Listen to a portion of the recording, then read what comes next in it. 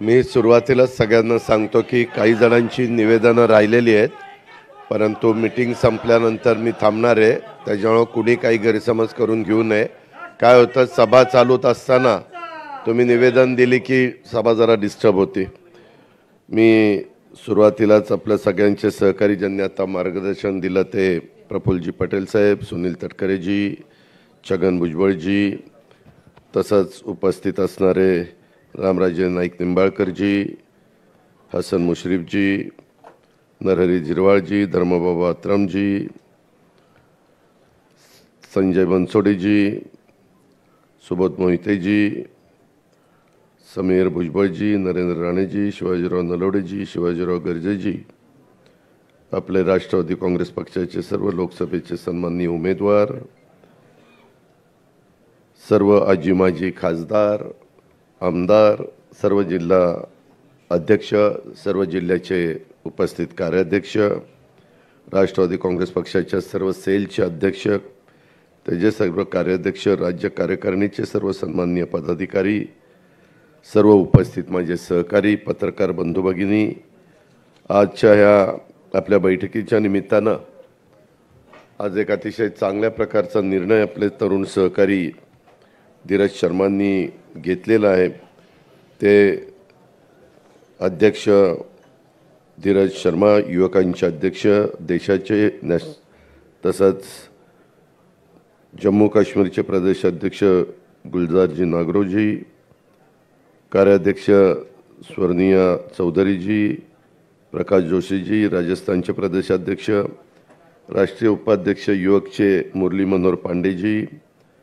युवकचे बिहारचे प्रदेशाध्यक्ष वरुण कुमारजी, आसामचे युवक अध्यक्ष प्रदेशाध्यक्ष अनूप दासजी, उत्तराखंडचे सौरव आहूजाजी, आमच्या गुजरातचे जिग्नेश जोशीजी, हरियाणाचे निलेश शर्माजी, बिहारचे प्रदेशाध्यक्ष अविनेश पाठकजी, गुजरातचे रोहित टाडाजी, उत्तर प्रदेशचे रोशन सैनीजी, हरियाणाचे साहिबान अहमदजी, सर्व आज आमच्या लिस्ट बरीच मोठी आहे, परंतु धीरज शर्माजींच्या बरोबर ज्यांनी आजपासून आपल्या सर्वांच्या बरोबर काम करण्याचा निर्णय घेतला, राष्ट्रवादी काँग्रेस पक्षाच्या बरोबर काम करण्याचा देश पातळीवर आणि त्या राज्यामध्ये जो निर्णय घेतला, ते उपस्थित असणारे सर्व ज्यांनी प्रवेश केला ते सर्व आमचे सहकारी,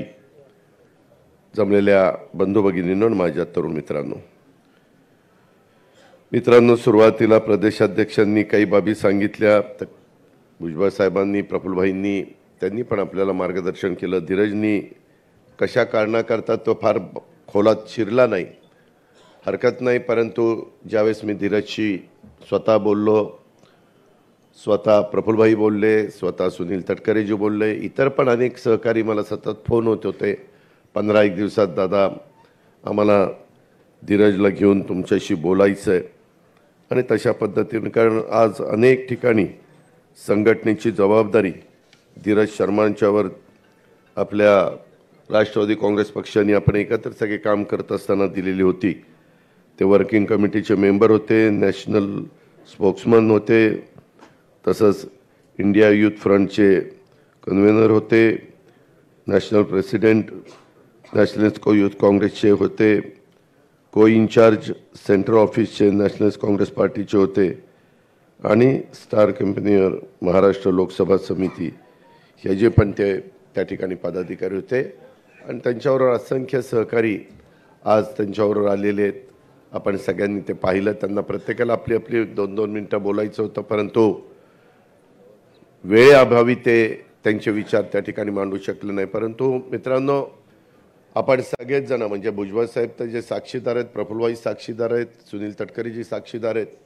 10 जून 1999ला शिवाजी पार्कला ज्यावेळेस पवार साहेबांनी, संगमाजींनी, तारिक अनवरजींनी आणि असंख्य मान्यवरांनी, मग त्याच्यामध्ये भुजबळ साहेब होते, पिचड साहेब होते, प्रफुल्ल पटेलजी होते, पदमसिंह पाटील होते, विजयदादा होते, मोहिते पाटील, मधुकर पिचड होते, हे सगळेजण सिनियर नेते.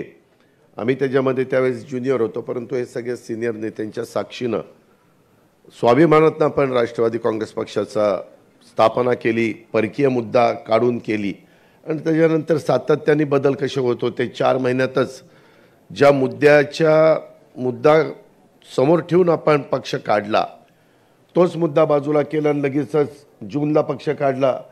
जुलै, ऑगस्ट, सप्टेंबर, ऑक्टोबर 4 महिन्यात तर आपण तिथं आघाडीमध्ये गेलो आणि काँग्रेसच्या बरोबर सरकार स्थापन केलं. हा सगळा इतिहास तुम्हाला सगळ्यांना माहिती आहे, त्या खोलामध्ये मला फार जायचं नाही. परंतु नंतरच्या काळामध्ये अनेकांनी संघटनेची जबाबदारी चालवत असताना जे सन्माननीय पदाधिकारी असतात त्यांचा मान सन्मान, धीरजने त्याचा उल्लेख केला आपल्या भाषणामध्ये. लोकांना, कार्यकर्त्यांना फार काही कामं 100% झालीच पाहिजे अशातला भाग नाही, परंतु मान सन्मान मिळाला पाहिजे. आपली ती महाराष्ट्राची संस्कृती, ती देशाची संस्कृती आहे आणि पहिल्यापासून सगळेच जण वडीलधारी यांना मान सन्मान देत आलेले आहेत, इतर लोकांना पण मान सन्मान देत आलेले आहेत. परंतु जो आपण मधल्या काळामध्ये 2 जुलैला निर्णय घेतला त्याच्या आधीच्या काळात काही जणांचं महत्त्व पक्षामध्ये वाढलं आणि ते वाढल्यानंतर कसं आपण सगळ्यांशी बोललं पाहिजे, वागलं पाहिजे, कसं सगळ्यांना सामावून घेतलं पाहिजे, कसं कुणाला अलीकडं म्हणजे घरातला कामवाला गडी असला किंवा घरकाम करणारी बाई असली आणि तिला जरा मालकिनीनं किंवा घरातल्या प्रमुखांनी काही बोललं की ती म्हणते चल हिशोब कर आणि पैसे घे आणि चल मला सोड. म्हणजे एवढे अलीकडची परिस्थिती आहे. म्हणजे कधी कोण कुणाला सोडून जाईल सांगता येत नाही. एवढं प्रत्येक जणाला आपला मान सन्मान ठेवावा असं वाटत असतं, परंतु तसं काही बाबतीमध्ये काही ठिकाणी घडत नाही आहे आणि त्याचा फार वेगळ्या प्रकारचा अनुभव विशेषतः ह्या निवडणुकीच्या निमित्तानं मला, म्हणजे अनिल बायदास पण इथं बसलेत, बारामती लोकसभा मतदारसंघात फिरत असताना त्यांना पण त्या ठिकाणी अनेकांनी ऐकवलं, कार्यकर्त्यांनी, किंवा धीरजशी मी ज्यावेळेस बोलत होतो, इतर काही त्यांच्या सहकाऱ्यांशी बोलत होतो, त्यांनी पण ते सांगितल्यानंतर मी आश्चर्यचकित झालो. वास्तविक कार्यकर्ता हा महत्त्वाचा असतो. मी नेहमीच सगळ्यांना सांगत असतो किंवा अशा प्रकारच्या कार्यक्रम सांगत असतो की कार्यकर्ता हा पक्षाचा कणा असतो आणि त्याच्यामुळं तो कणा आपण जपला पाहिजे, त्याला त्या ठिकाणी महत्त्व दिलं गेलं पाहिजे, अशा प्रकारची माझी स्वतःची भूमिका आहे. मित्रांनो, सर्वप्रथम मी तुमच्या सर्वांचं, आपण जी काही मेहनत घेतली आणि लोकसभा निवडणुकीच्या निमित्तानं जे आपण काम केलं त्याबद्दल मी तुमच्या सर्वांचं मनापासून कौतुक करतो. आजच्या बैठकीच्या निमित्तानं मोठ्या संख्येने आपण आलात त्याबद्दल आपलं मनापासून स्वागत देखील करतो. थोडीशी गैरसोय झाली, सगळ्यांना बसायला जागा मिळाली नाही, अनेक जण उभे आहेत आणि त्यांना बसायला खुर्ची देखील तिथं देता आली नाही, ही थोडीशी गैरसोय. परंतु त्याची नोंद निश्चितपणे संघटनेकडनं, पक्षाकडनं घेतली जाईल आणि पुढच्या वेळेस त्याची दुरुस्ती देखील केली जाईल, हे सुरुवातीलाच मी आपल्या सगळ्यांच्या लक्षामध्ये आणून देतो. मित्रांनो, निवडणूक ही राजकीय पक्षासाठी फक्त सत्ता मिळवण्याचं साधन आहे असं मी पण मानत नाही आणि आपल्यातले बरेच जण पण मानत नाहीत. निवडणूक हे आपण सर्वांनी 5 वर्षात लोकांच्या मध्ये जे काम केलेलं असतं त्याचं मूल्यमापन लोक त्या ठिकाणी करतात आणि आपल्याला कौल देतात. लोक देतील तो कौल मान्य करून आपण पुढे जायचं, हे ध्यानात घेऊन आपण आजपर्यंत वाटचाल करत आलेलो आहे.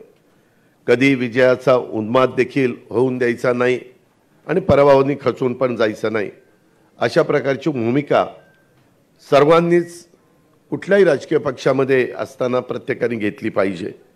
निवडणूक हा राजकीय कार्यकर्त्याचा तसं बघितलं तर श्वास आहे. कार्यकर्ता लोकांमध्ये असतो, तो लोकांची आणि पक्षाची सातत्याने कामं करत असतो आणि त्यामुळे निवडणुकीत त्यानं लोकांची कामं किती केली आणि त्यानं किती केलेल्या कामांवर हक्कांनी तो किती मतं पक्षाच्यासाठी आणि आपल्यासाठी आणू शकतो याची परीक्षा असते. आपण नवीन राजकीय भूमिका घेतल्यानंतर ही आपल्या सर्वांची पहिलीच निवडणूक होती, ही आपण सगळ्यांनी अनुभवली. जरूर थोडासा उल्लेख प्रफुल्लभाईंनी केला. 48 जागा आपल्या महाराष्ट्रापुरतं बोलायचं झालं तर आहेत, बाहेर पण आपण एक जागा त्या ठिकाणी लढलो नाही अशातला भाग नाही, परंतु त्या 41 जागा मागच्या वेळेस ह्या भाजप शिवसेनेच्या आलेल्या होत्या आणि फक्त 7 जागा आपल्या विरोधकांच्या आलेल्या होत्या आणि त्याच्यामुळं 7 जागांच्या पेक्षा जास्त तिथं चर्चा करायला संधी नव्हती तरी देखील काही बाबतीमध्ये कसं आपल्याला जास्तीत जास्त जागा मिळवता येईल हा प्रयत्न झाला आणि त्याचा उल्लेख सातारची जागा जरी सोडली तर तिथं राज्यसभेची जागा घेतलेली आहे आणि मी आधीच सगळ्या कार्यकर्त्यांना सांगतो, सगळ्या नेतेमंडळींच्या साक्षीनं सांगतो की त्याच्यामध्ये सातारची जागा जी घेतलेली आहे राज्यसभेची ती सातारा जिल्ह्यालाच दिली जाणार आहे ही गोष्ट देखील आपण लक्षामध्ये घ्या. नाहीतर मग पुन्हा बाकीचे इतर जिल्ह्यातले मग आले ना जागा तर द्या ना, ते आम्हाला द्यायला काय हरकत आहे. तसं काही होऊन देऊ नका. हे पहिलं प्रफुल्लभाई तुम्हालाही आठवत असेल ते ठरलेलं आहे आणि सुनीलजी तुम्हालाही माहिती आहे, आपण इतर पण मान्यवरांच्या कानावर ही गोष्ट त्या ठिकाणी घातलेली आहे. त्या प्रकारे तिथं कार्यकर्त्याला मदत केली जाईल आणि सातारा तसा आपल्या पक्षाचा एक बालेकिल्ला म्हणून ओळखला जातो म्हणून त्याचा उल्लेख मी आवर्जून आपल्या सगळ्यांच्या समोर केला. वेगवेगळ्या प्रकारचे प्रश्न आहेत. भुजबळ साहेबांनी त्याचा उल्लेख केला की आपण साधारण 54 निवडून आलेलो होतो. उद्याच्याला 288 जागांचा ज्यावेळेस निर्णय घेतला जाईल त्यावेळेस काय होईल त्याच्याबद्दल काळजी वाटणं साहजिक आहे, मी नाही असं म्हणत नाही, परंतु तसं काही समजण्याचं कारण नाही. त्याच्यामध्ये व्यवस्थितपणे पक्षाच्या कार्यकर्त्यांचा, पक्षामध्ये काम करणाऱ्या सगळ्या माझ्या जीवाभावाच्या सहकाऱ्यांचा मान सन्मान ठेवला जाईल. त्या जिल्ह्यामध्ये साधारण काही ना काही राष्ट्रवादी काँग्रेस पक्षाला जागा मिळेलच अशा प्रकारची आखणी करूनच आणि थोडंसं सुरुवातीपासूनच ह्याच्यामध्ये लक्ष घालून, कारण नंतर काही वेळेस इतका शेवट आता नाशिकच्याच जागेच्या संदर्भात तुम्हाला आठवत असेल तिथं खाली बहुतेक आमदार आपल्या विचाराचे होते, म्हणजे भाजपाने आपल्या विचाराचे, आणि तिथली जागा तिथं देत असताना थोडा विलंब लागला आणि त्याच्याबद्दल अनेकदा माणिकरावांनी असेल, सरोजने असेल, बाकीच्या आमच्या हिरामणने असेल किंवा इतर माझ्या सहकाऱ्यांनी पण तिथल्या बोलून दाखवलं की ह्याच्याबद्दल असं करून चालणार नाही आणि मग समोरचे लोक कामाला लागतात, प्रचाराला लागतात आणि त्याचा फटका हा निश्चितपणे आपल्या सगळ्यांना म्हणजे महायुतीला बसतो. अशा प्रकारचा सुतोवाच त्या ठिकाणी झाला आणि ही गोष्ट मी नाकारू शकत नाही. मगाशी मी धीरज आणि ह्या सगळ्यांशी बोलत होतो, प्रफुल्लभाईंनी पण त्याचा उल्लेख केला. आपल्याला उद्याच्या 10 जूनला 25वा वर्ष आपण साजरं करतोय, म्हणजे 1099 ते 2024, तर त्यामध्ये 25 वर्ष पूर्ण होत आहेत आपल्याला आणि 26वा वर्धापन दिन, पहिला वर्धापन दिन जर 10 जून 1999चा आपण धरला तर, आणि त्याच्यातून पुन्हा राष्ट्रीय पक्ष म्हणून आपल्याला मान्यता मिळवायची आणि तशा प्रकारचा प्रयत्न हा सगळ्यांचा चाललेला आहे. आजच्या ह्या पक्षप्रवेशाच्यामुळं धीरज आणि बाकीच्या सगळ्या प्रदेशाध्यक्षांनी युवकच्या आणि इव्हन फादरच्या पण अध्यक्षांनी ज्यांनी प्रवेश केलेला आहे त्याच्यातनं तिथं पक्षाची ताकद वाढवण्याच्या करता निश्चितपणे मदत झाल्याशिवाय राहणार नाही. त्यांचं सर्वांचं आपण स्वागत केलेलंच आहे आणि पुढचं अधिवेशन कुठं घ्यायचं ज्याचा उल्लेख सुनील तटकरे यांनी केला, मग ते षण्मुखानंदला घ्यायचं का तालकटोराला दिल्लीमध्ये घ्यायचं ते आम्ही त्या ठिकाणी ठरवू. 10 जूनलाच होईल असं सांगता येत नाही, कारण 10 जूनला जर काही वेगळं दिल्लीमध्ये त्या दिवशी घडलं तर 2 दिवस पुढं पण ते जाण्याची शक्यता नाकारता येत नाही. 2-3 दिवस ह्याची पण कृपा करून कार्यकर्त्यांनी नोंद घ्यावी. पण 10 जूनला आपला वर्धापन दिन आहे, तो मात्र वेगवेगळ्या भागामध्ये चांगल्या पद्धतीनं साजरा करण्याच्या बद्दलचा कार्यक्रम हा सगळ्या जिल्हाध्यक्षांना, कार्याध्यक्षांना, सगळ्या माझ्या सहकारी मित्रांना दिला जाईल. त्याबद्दल आपण यत्किंचितही शंका मनामध्ये बाळगू नका, अशा प्रकारची विनंती मी आपल्या सगळ्यांना करीन. मित्रांनो, वेगवेगळ्या प्रकारचे प्रश्न आहेत. विशेषतः पाण्याचे साठे अतिशय कमी झालेले आहेत. 5% कपात, 10% कपात, 15% कपात. वादळ पश्चिम बंगालमध्ये धडकलेलं आहे. प्री मान्सून काही भागामध्ये मोठा कोसळला आहे. हवेच्या वादळी वाऱ्यामुळं प्रचंड नुकसान झालं, पत्रा उडून गेला. तरी देखील त्याच्यामध्ये आपण लक्ष घातलं आणि 25 जिल्ह्यामध्ये साधारण 10,000 हेक्टरचे पंचनामे कालपर्यंत झालेले आहेत. पंचनाम्याचं काम सुरू आहे. कारण तो काही ठिकाणी जनावरं मेलीत, काही ठिकाणी मनुष्यहानी पण झालेली आहे, पत्रे पण उडालेले आहेत, घराचंही नुकसान झालेलं आहे, पिकांचं उन्हाळी पिकांचं नुकसान झालेलं आहे आणि काही भागामध्ये प्रचंड मोठ्या प्रमाणात टँकरनी पाणी पुरवठ्याची मागणी आहे. ती पण मागणी पूर्ण करण्याचं काम आपण करतोय आणि त्याच्यामध्ये सातत्याने आपलं लक्ष आहे. त्यामध्ये ज्या दिवशी आपल्या इकडचं मतदान झालं त्याच्यानंतर ताबडतोबच मंत्रालयामध्ये बसून आमचा सगळ्यांचा आढावा चाललेला आहे. स्वतः मुख्यमंत्री पण घेत आहेत. आज देखील राज्यातील मान्सूनपूर्व तयारीच्या अनुषंगाने आढावा बैठक होती, पण तो आपली बैठक लागल्यामुळं आम्ही मुख्यमंत्र्यांना म्हणालो की उद्या 12 वाजता ती बैठक घ्या. त्याच्यामुळं मान्सूनपूर्व तयारीची पण बैठक उद्या होणार आहे आणि 350व्या शिवराज्याभिषेक महोत्सव 350वा यंदाच्या वर्षी आपल्याला साजरा करायचा आहे आणि त्याचाही उद्याच्याला आम्ही बैठक त्या ठिकाणी ठेवलेली मुख्यमंत्र्यांच्या अध्यक्षतेखाली. ती पण साधारण उद्याच्याला होईल. मला लोकप्रतिनिधींना इथं बरेचसे आमदार आहेत म्हणून त्यांना सांगायचं आहे की या सगळ्याच्या संदर्भात मदत पुनर्वसन खात्याचे मंत्री इथंच आहेत. किती तारखेला आपण बैठक घेतली होती? 21 तारखेला. 21 तारखेला आम्ही बसलो होतो मंत्रालयामध्ये. आम्ही फार TV-कडं किंवा प्रेसकडं जात नाही. बैठक घेतली, नामकं झालं तमकं झालं, फोटो काढा आणि ते सोशल मीडियाला टाका आणि ते अमकं करा. त्याच्यामध्ये थोडीशी आचारसंहितेची अडचण होती.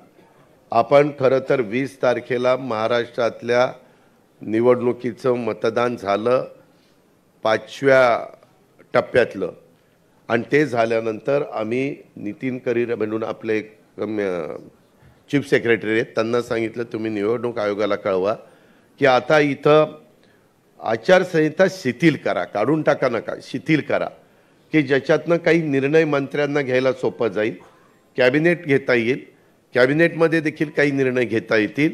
कारण आज माझ्याकडे सकाळी काय आमदार भेटायला आलेले होते आणि त्यावेळेस त्यांनी विषय काढला. मी नितीन करीरांना फोन लावला आणि विचारलं की त्यांना आढावा बैठक घेता येईल का, तर ते लोकप्रतिनिधी असताना देखील दुष्काळी आढावा बैठक त्यांना घेता येत नाही. म्हणून आम्ही त्याच दिवशी पत्र पाठवलं आणि बाबा ते लवकर आम्हाला कळवा. तिथं त्यांची परवानगी घेऊन करता येतं, परंतु अजूनपर्यंत आलं नाही. कदाचित आज काही त्याच्याबद्दलचं मत ते व्यक्त करतील, परंतु तो निवडणूक आयोगाचा अधिकार आहे. ही गोष्ट आपल्याला मान्यच करावं लागेल. आता आजच्या पण ह्या 2 बैठका उद्यावर आपण ढकलल्यात, त्याच्याबद्दल देखील आपण त्यांची पूर्वपरवानगी घेतलेली आहे. हे पण मी आपल्या सगळ्यांच्या लक्षामध्ये आणून देऊ इच्छितो. आणि त्याच्यामुळं ह्या दुष्काळाच्या बद्दलचा पिण्याचा पाण्याचा प्रश्न, अवकाळी पाऊस, वादळी वारं, हे सगळं जे काही झालेलं आहे त्याच्या संदर्भामध्ये कुठंही काही अपघात, वेगवेगळ्या प्रकारचे, पुण्यामध्ये झालेली घटना, जळगावमध्ये झालेली घटना, नागपूरमध्ये झालेली घटना, डोंबिवलीचा झालेला स्फोट, त्याच्यामध्ये नाहक काही जणांचा बळी गेला. अनधिकृत होल्डिंगचा अपघात जो झाला त्याच्यामध्ये बऱ्याच ज्यांचा काही संबंध नव्हता अशा निष्पाप लोकांना स्वतःचा जीव गमवावा लागला. अशा काही घटना ह्या अलीकडच्या काळामध्ये घडतायत.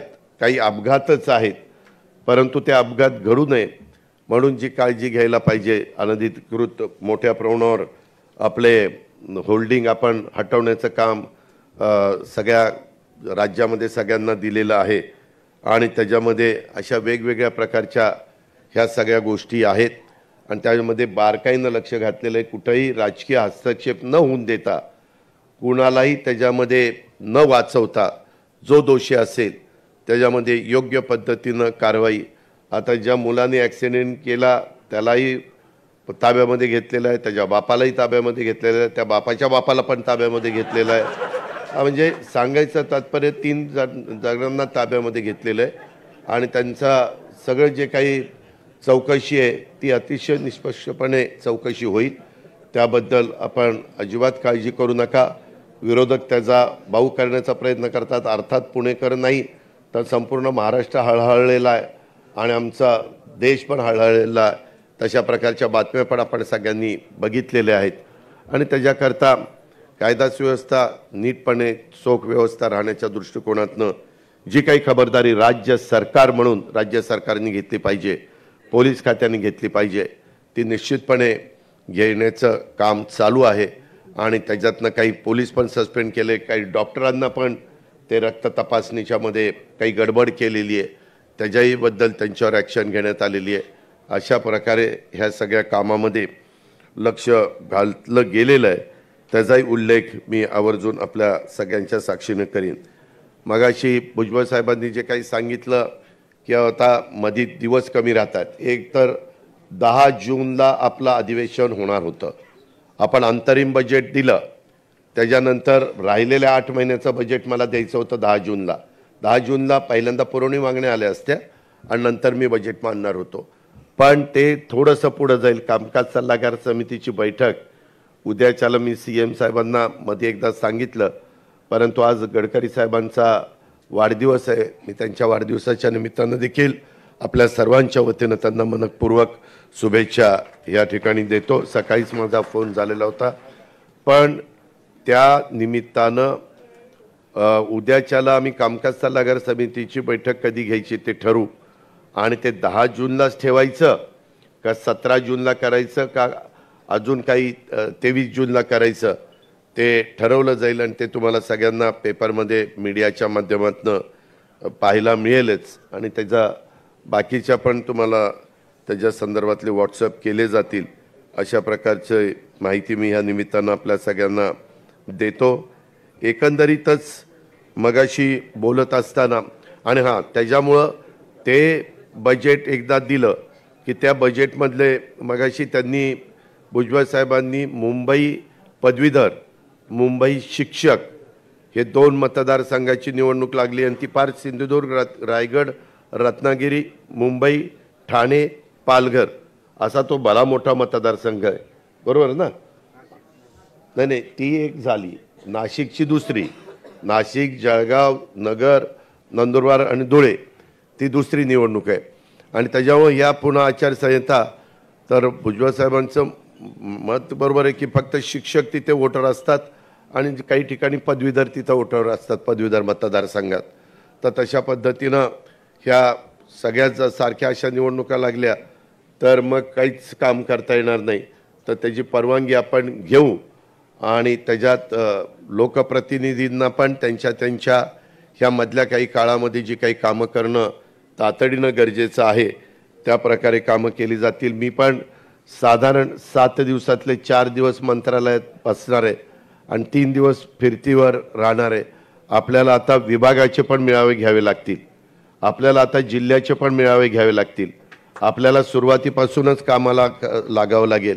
मागच्या वेळेस आमचं ठरलेलं होतं, एक बघा वल्लभभाई पटेलचा स्टेडियम ना, ते वल्लभभाई पटेल स्टेडियमवर एक मेळावा झाला आणि त्याच्यानंतर जिल्ह्याचे पण मेळावे घ्यायला लावले, महायुतीचे ते पण झाले. पण आमचे नंतर विभागाचे मेळावे काही घेऊ असं करून ते हे झालं. मी उद्याच्याला त्यांना सांगेल की आपण एकत्र घेऊ, परंतु त्यांना जर त्याच्यातनं वेळ नाही मिळाला तर किमान राष्ट्रवादी काँग्रेस पक्षाचे तर आपण त्या ठिकाणी सुरूच करू, कारण काही ठिकाणी पाऊस असतो, कोकणात पाऊस सुरुवातीला येतो, काही ठिकाणी उशिरा येतो. तर त्याचं साधारण गणित बघून आपण ते मेळावे घेऊ, जेणेकरून आपल्याला आता विधानसभेच्या तयारीला तातडीनं लागणं नितांत गरजेचं आहे. ही गोष्ट देखील आपण सगळ्यांनी ध्यानामध्ये घेतली पाहिजे आणि त्याची नोंद पक्ष म्हणून पक्षाच्या स्तरावर आम्ही सगळ्यांनी घेतलेली आहे. ही पण बाब मी तुमच्या सगळ्यांच्या लक्षामध्ये आणून देऊ इच्छितो. वेगवेगळ्या बराचसा अनुभव निवडणुकीच्या निमित्तानं आला. मला बऱ्याचदा वाटायचं की देश पातळीवरची निवडणूक आहे का कुठली निवडणूक आहे, कुठलाही मुद्दा चालायचा, रोज सकाळी 9:30-10ला तर भोंगा वाजतोच, तो तर काही हटतच नाही. मग ते काहीतरी भोंगा वाजला की त्याला कोणीतरी उत्तर द्यायचं आणि मीडिया पण त्याच बातम्या चालवतो. अशा पद्धतीनं म्हणजे देशाचं भवितव्य ठरवणारी निवडणूक, 140 कोटी जनतेचा कारभार 5 वर्षाच्या करता कोणाच्या हातामध्ये स्थिर राहू शकतो ही निवडणूक. आणि असं असताना मात्र कुठंतरी जातीपातीचा विचार केला जात होता. आता वास्तविक मायनॉरिटीच्या बद्दल एवढे चांगले निर्णय, मी पण अनेक वर्ष सरकारमध्ये आहे, मी पण काँग्रेसच्या बरोबर म्हणजे भुजबळ साहेब असतील, आम्ही सगळ्यांनीच अनेकांनी काँग्रेसच्या बरोबर पण सरकार आम्ही चालवले, त्याच्यामध्ये उद्धव ठाकरे साहेबांच्या बरोबर पण सरकार चालवलं, त्याच्यामध्ये आत्ता आम्ही एकनाथराव शिंदे देवेंद्रजींच्या बरोबर पण सरकार त्या ठिकाणी चालवतोय. आणि या सगळ्या काळामध्ये जे जे आत्ता निर्णय झाले त्याच्यात सगळ्यात चांगले निर्णय ह्यावेळेस झालेले. तर मायनॉरिटीला चांगल्या प्रकारचा निधी आपण आमदारांच्या मार्फत दिलेला होता. मौलाना आझाद महामंडळाला 1000 कोटी रुपयाचं भागभांडवल त्या ठिकाणी केलेलं होतं. त्याच्या संदर्भामध्ये आपण दफनभूमी, स्मशानभूमी, वक्फ बोर्ड ह्याच्या सगळ्याचे जे काही प्रश्न अडीअडचणी असतात, उर्दू शाळा, ह्या सगळ्याच्याबद्दल त्याच्यामध्ये जातीनं लक्ष घातलेलं होतं, जे कधीच पाठीमागे इतक्या मोठ्या प्रमाणावर घातलं गेलेलं नव्हतं. आणि वातावरण त्या ठिकाणी चांगलं होतं. मगाशी जे काही प्रफुल्लभाईंनी सांगितलं, थोडंसं उजरता उल्लेख भुजबळ साहेबांनी केला. मी पुन्हा राष्ट्रवादी काँग्रेस पक्षाच्या देशातनं आलेल्या मान्यवरांना पण आणि राज्याच्या कानाकोपऱ्यातनं आलेल्या माझ्या सहकाऱ्यांना पण सांगू इच्छितो, काही झालं तरी शाहू फुले आंबेडकरांची विचारधारा राष्ट्रवादी काँग्रेस पक्षाने सोडलेली नाही, पुढेही कधी राष्ट्रवादी काँग्रेस पक्ष सोडणार नाही. जे मगाशी प्रफुल्लभाईंनी सांगितलं, मी प्रफुल्लभाई त्यावेळेस तिथं होतो आणि त्यावेळेस समोर नरेंद्रभाई आणि अमितभाई बसलेले होते, लड्डाजी पण होते, ते 3 जण होते आणि आपण इकडे 2 जण बसलो होतो. त्यावेळेस मी त्यांना स्पष्ट ह्या भाषेमध्ये सांगितलं की आमची शाहू फुले आंबेडकरांची विचारधारा आहे. आम्हाला तुमचा विकासाचा कामाचा ज्याचा उल्लेख धीरजनी भाषणामध्ये केला, विकास पुरुष म्हणून आम्ही तुमच्याकडे बघून आम्ही तुमच्याबरोबर सरकारमध्ये आलेलो आहे. राज्याचा विकास झाला पाहिजे, देशाचा विकास झाला पाहिजे, जगामध्ये देश जगामध्ये भारताचा नावलौकिक हा सर्व दूरपर्यंत वाढला गेला पाहिजे. कुणी आपल्याकडे वाकड्या नजरेने बघता कामा नये. कालच पुन्हा इस्रायलवर हल्ला झालेला आपण बघितला असेल, काल का परवाच झाला. म्हणजे अशा प्रकारच्या घटना अचानक कधी काय घडतं, रशिया किंवा युक्रेनचं काय झालं हे पण आपण त्या ठिकाणी बघितलं. म्हणजे अशा घटना घडत असताना आपल्या आजूबाजूचे पण कुठं काही गडबड करणार नाही अशा प्रकारची परिस्थिती निर्माण करण्यात आली. परंतु मला आठवतं आहे, आपल्यातल्या काही सहकारी मित्रांना आठवत असेल, आपण एकत्र काम करत असताना डॉक्टर बाबासाहेब आंबेडकरांचा पुतळा आहे मंत्रालयाच्या पलीकडं, तिथून आपण देश बचाव संविधान बचाव असा एक मोर्चा काढला होता. आणि मी त्यावेळेस फारुख अब्दुल्ला वगैरे सगळ्यांना आपण बोलवलं होतं आणि सगळ्यांनी चालत जाऊन शिवाजी महाराजांच्या गेटवे ऑफ इंडियाच्या पुतळ्यापाशी आपण गेलो आणि तिथं त्याचा समारोप तिथं केला. मी नंतर काहींना विचारलं, देश बचाव संविधान बचाव हे कसं काय आलं? म्हणले नाही, त्याच्यामध्ये कधी कधी नरेटिव्ह सेट करावा लागतो. कुणी काही म्हणलेलं नव्हतं संविधान बदलायचं काही, आणि तसंच हे आत्ता झालं. आम्ही सगळेजण बेंबीच्या देठापासून सांगत होतो, अरे संविधान बदललं जाणार नाही, संविधान दिन साजरा करण्यात आलेला आहे. बाबासाहेब आंबेडकरांना पाडण्याचं काम काँग्रेसवाल्यांनी केलं, काँग्रेसवाल्यांनी त्यांचा निवडणुकीमध्ये पराभव केला वगैरे वगैरे वगैरे. परंतु लोक त्या ठिकाणी ऐकण्याच्या मनस्थितीमध्ये नव्हते आणि सांगण्याचा रामदास आठवले पण प्रयत्न करत होते, आम्ही पण सगळे प्रयत्न करत होतो. ज्याचा उल्लेख माझ्या आधीच्या वक्त्यांनी केला, त्यांनी सांगितलेलं पण खरं आहे. आम्ही पण कांद्याच्याबद्दल विशेषतः माझ्या नाशिक, नंतर पुणे, नंतर अहमदनगर अशा काही जिल्ह्याशी संबंधित हा कांद्याचा विषय, तेव्हा पण मी मोदी साहेबांना सांगितलं की हे एक्सपोर्ट चालू करा. निवडणुका जाहीर झाल्या एक्सपोर्ट चालू झाला असता तरी देखील यांनी तर, मी त्या दिवशी नाशिकच्या सभेमध्ये मी सुनील तटकरे यांना, प्रफुल्लभाईंना सांगितलं की भुजबळ साहेबांना तिथं पक्षाच्या वतीने बोलायला संधी द्या. त्यांनी पत्र पण त्यांना दिलं. पण त्या एकेका गोष्टीचा उल्लेख काय होतं, 5 वर्ष किती काही काम केलं तर कधी फार लक्षात ठेवता असं नाही. आपल्या इथली शॉर्ट मेमरी जगात कुठं बघायला मिळणार नाही. अशी शॉर्ट मेमरी आपली भारतीयांची आहे, ही फॅक्ट आहे. त्याच्यावर त्या 3-4 महिन्यात काय चालते, 5-6 महिन्यात त्याच्यावरच इलेक्शनचा सगळा बाकीचं हे चालतं. म्हणजे काय होणार काय नाही होणार असं. आणि त्याबद्दल आपण सगळ्यांनी काळजी केली पाहिजे, घेतली पाहिजे.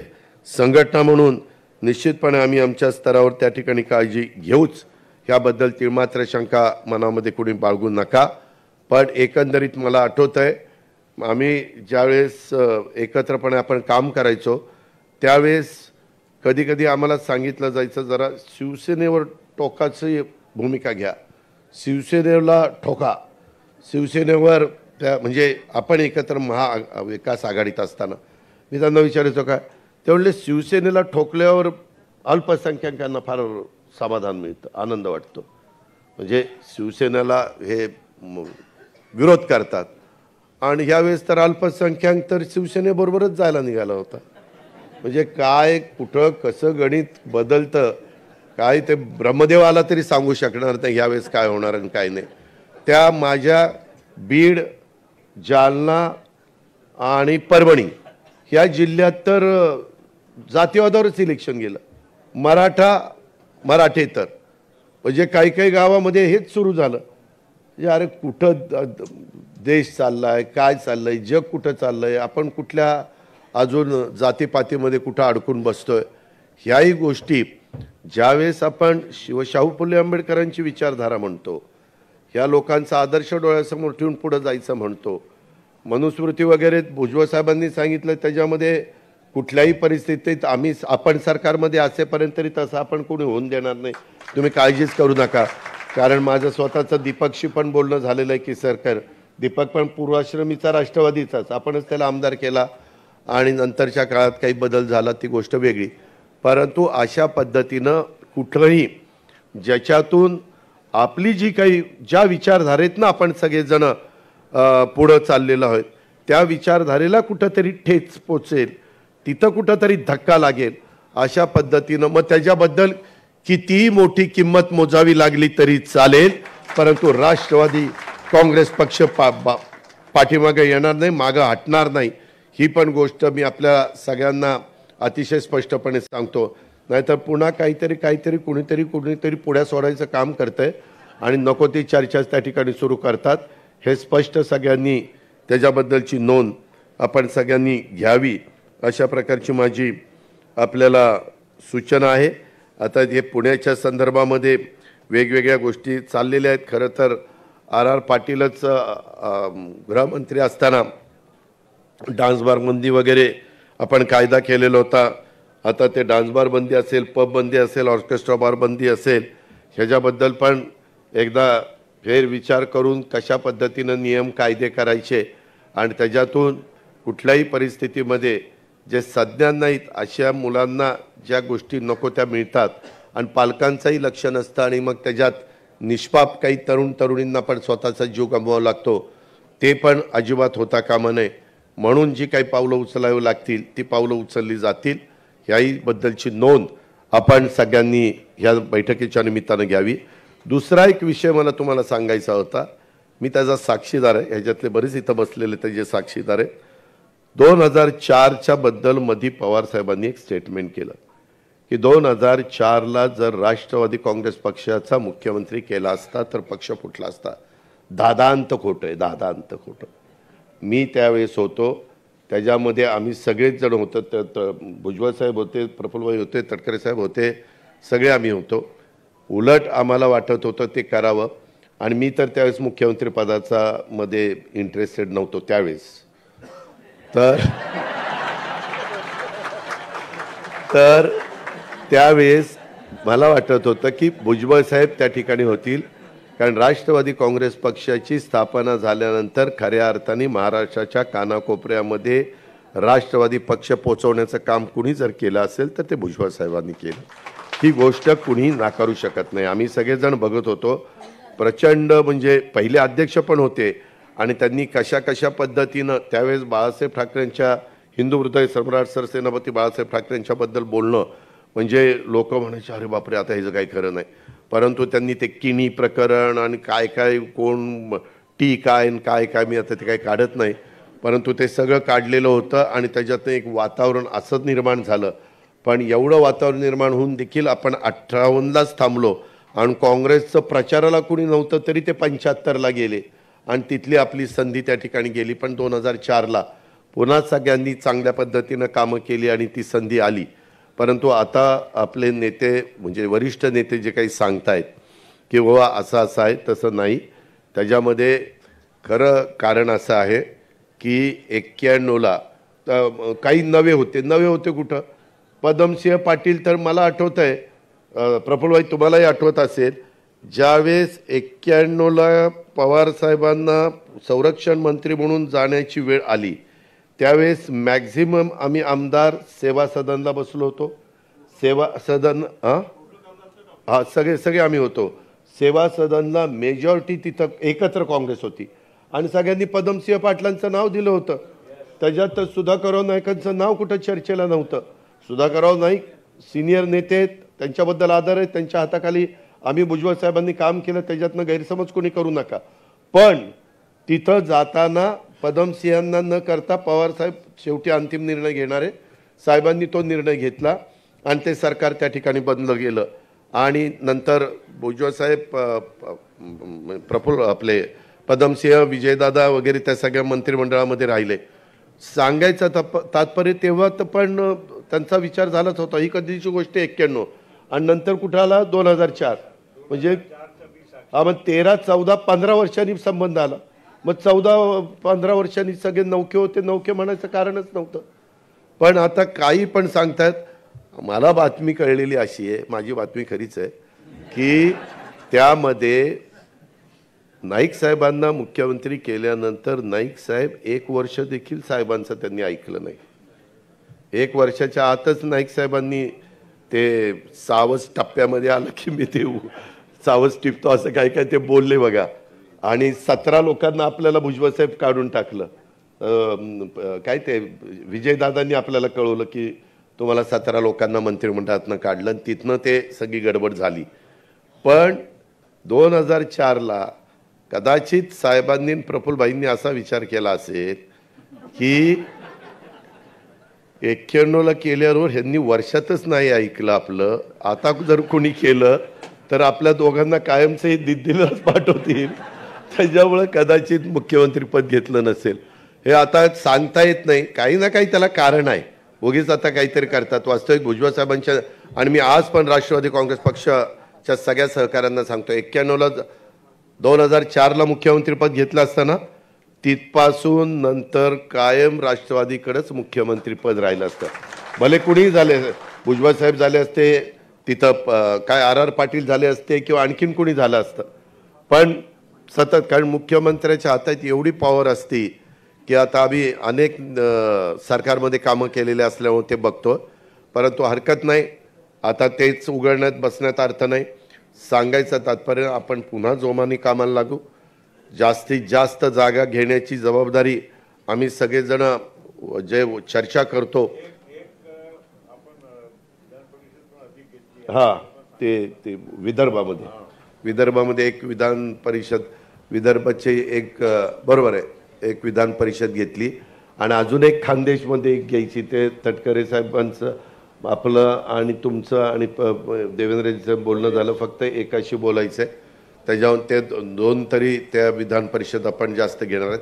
सांगायचं तात्पर्य, जरी आपण कुठंतरी युतीमध्ये तडजोड करण्याच्या करता काही काही म्हणतात ना, युद्धात जिंकले पण तहात हारले, तहात हारले ना, असं फालं नाही. तसलं काय होणार नाही. युद्धात पण जिंकलं जाईल आणि तहात पण जिंकलं जाईल. तुम्ही काही काळजी करू नका. त्या पद्धतीनं आपण काम करू. आणि इतर जर मान्यवरांनी खरं तर काही आज आम्हाला काही जिल्हाध्यक्षांच्या पण काही बाबी ऐकायच्या होत्या, परंतु वेळ बराच झालेला होता आणि धीरजनी पण सांगितलेलं होतं, धीरजची चर्चा झाली नाही. सगळे मान्यवर परराज्यातनं सगळे आलेले होते. थोडंसं घाईत हे सगळ्या गोष्टी झाल्या, परंतु एकदा तुम्हाला सगळ्यांना घेऊन बसणं गरजेचं होतं. बरेच जण आमदार अजून परदेशी पण गेलेले आहेत, काही अभ्यास दौऱ्यावर गेलेले आहेत, काही फॅमिलीला घेऊन गेलेले आहेत. अभ्यास दौरा कसा असतो ते नरहरी झिरवाळांना माहिती आहे. परदेशातला अभ्यास दौरा तर त्याच्यामध्ये हरकत नाही. पण काही काहींना वाटतं की काही जण म्हणजे जावं 4 दिवस कुठं फॅमिलीला घेऊन, आणि त्या पद्धतीनं काही जण येऊ शकलेले नाहीत. आणि काही बाबतीमध्ये आम्ही खरं तर 22लाच मीटिंग घेणार होतो, परंतु त्यावेळेस लगेच मीटिंग घेणं बरोबर नाही म्हणून ती आज 27ची तारीख आपण काढली. मला लोकप्रतिनिधींना पण सांगायचं, त्यांचे जे काही असणारे काही प्रश्न असतील, इतर काही गोष्टी असतील, ते याच्याबद्दल कुठल्याही अफवांच्यावर कुणीच कार्यकर्त्यांनी, अध्यक्षांनी, सहकाऱ्यांनी विश्वास ठेवू नका. आत्ता आम्ही जे काही सांगितलेलं आहे ते त्याच पद्धतीनं आपल्याला सगळ्यांना पुढं जायचं आहे. त्याच्यामुळं कारण नसताना वेगवेगळ्या 4 तारखेच्या निकालाच्या बद्दल तर मगाशी प्रफुल्लभाईंनी थोडंसं विस्तृतपणे सांगितलेलं असल्यामुळे मी त्या खोलामध्ये जात नाही. इतर पण काही निवेदन दिलेले आहेत, काहींना अजून काही सेलचे पदाधिकारी म्हणून पाहिजे, आणखीन काही वेगवेगळ्या ठिकाणी पाहिजे, त्याच्याबद्दल पण आपण योग्य ती कारवाई करू. याबद्दलची पण नोंद आपण सगळ्यांनी ह्या निमित्तानं घ्यावी. आणि आज महायुती एक सरकार म्हणून कुठल्याही बाबतीमध्ये हे जे काही नैसर्गिक संकट आलेलं आहे त्याच्यावर मात करण्याच्या करता, त्याच्यातनं मार्ग काढण्याच्या करता कुठं कमी पडत नाही. एक चर्चा अशी पण चाललेली आहे की जून महिन्यात कदाचित पाऊसच पडणार नाही आणि मधी अशी परवा कोणीतरी पवार साहेबांनीच एक चर्चा केलेली होती आणि ते धनंजय काहीतरी परदेशात गेलाय, धनंजयच्या मुलीचा एक पदवीदान समारंभ आहे, त्याच्याकरता गेला. वास्तविक आम्ही सगळेजण या शेतकऱ्यांच्या प्रश्नाच्या संदर्भात, कारण आम्ही पण शेतकरी आहोत, त्याच्यामुळे त्या संदर्भात पण आमचं सगळ्यांचं बारकाईनं लक्ष आहे. ही बाब आपण सर्व राष्ट्रवादी काँग्रेस पक्षाच्या सन्माननीय पदाधिकाऱ्यांनी, कार्यकर्त्यांनी, सहकारी मित्रांनी लक्षामध्ये त्या ठिकाणी घ्यावी, अशा प्रकारची मी आपल्याला सगळ्यांना विनंती करतो. त्यामुळं कुणी काही जण अशा प्रकारची स्टेटमेंट करतात आणि मग आपल्या पक्षाच्या एखाद्या मंत्र्यावर किंवा ते हजर का नव्हते, काय नव्हते, ते मला विचारूनच गेले होते. त्याच्या मुलीचा कार्यक्रम होता आणि पण आम्ही स्वतः त्याबद्दलच्या सगळ्या खरीपपूर्व आपण जो काही हे असतो त्याची पण तयारी, त्या बाबतीमध्ये खरीप हंगामपूर्व तयारी, बी बियाणं, खतं, औषधं, ती पण व्यवस्थितपणे राज्यातली केलेली आहे. साधारण ज्या शेतकऱ्यांची कुठली मागणी कपाशीची असेल, मक्याच्या बियाण्याची असेल किंवा कुठल्याही बियाण्याची असेल किंवा DAP, पोटॅश आणि युरिया, हे पण ह्यावेळेस जरा आम्ही लिक्विड युरियाला जास्त महत्त्व दिलं आहे. आपण पण शेतकरी जे असतील त्यांनी जरा लिक्विड युरियाकडे वळलेलं जास्त शेतीच्या दृष्टीनं फायद्याचं ठरेल. अशा या सगळ्या बाबींचा फार बारकाईनं विचार करून आपण पुढं चाललेलो आहोत. ह्याची पण नोंद आपण सगळ्या राष्ट्रवादी काँग्रेस पक्षाच्या कार्यकर्त्यांनी घ्यावी, अशा पद्धतीने माझी विनंती है. फिर एक दफ़ा धीरज शर्मा जी और उनके साथ जो भी अलग अलग स्टेट के लोग आए हैं उनका सबका मैं तहे दिल से स्वागत करता हूं और मैं पूर्ण विराम देता हूं. जय हिंद, जय महाराष्ट्र.